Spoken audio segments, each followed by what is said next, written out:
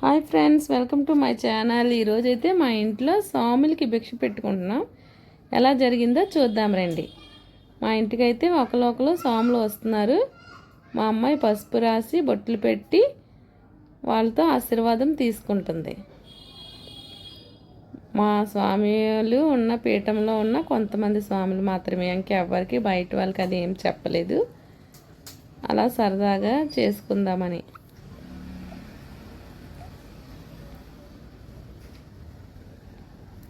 అందరికీ పసుపు రాసి బొట్లు పెట్టి భక్తిగా చేస్తుంది మా చిన్న పాప.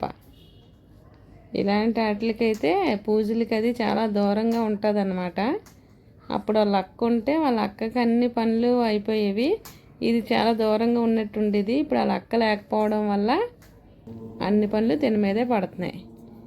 ఇప్పుడు వీళ్ళైతే ఓంకారనాదం చేస్తున్నారు స్వాములంతా.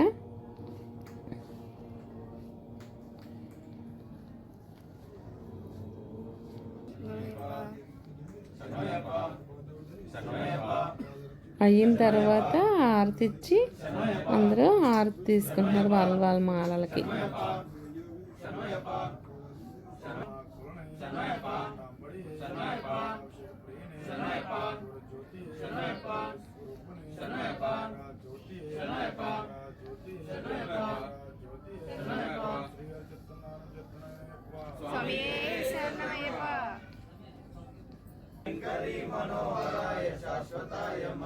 గురుభవాని అన్నమాట. అంత బాగా చేస్తారు ఈ గురుభవాని పూజలు. అయితే హారతిస్తున్నారు.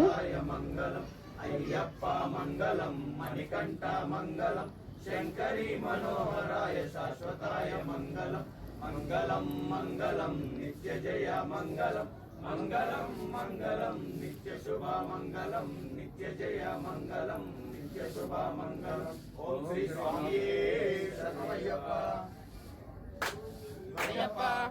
ఇప్పుడు శరణఘోష చెప్తున్నారు స్వాములందరూ.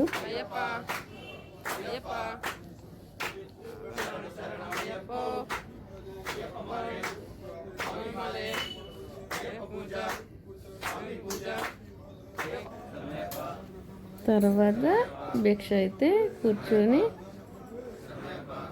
శరణఘోష చెప్తున్నారన్నమాట.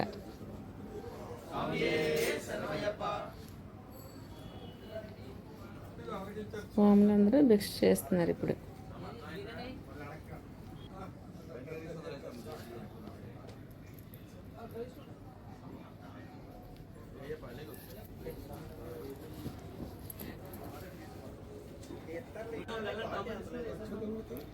భిక్ష అయిపోయిన తర్వాత నేనైతే తాంబూలాలు ఇచ్చాను. తాంబూలం ఇచ్చి స్వాములకి ఆశీర్వాదం తీసుకుంటున్నాను. ఓకే ఫ్రెండ్స్, వీడియో కనుక నచ్చితే లైక్ చేయండి, షేర్ చేయండి, సబ్స్క్రైబ్ చేయండి.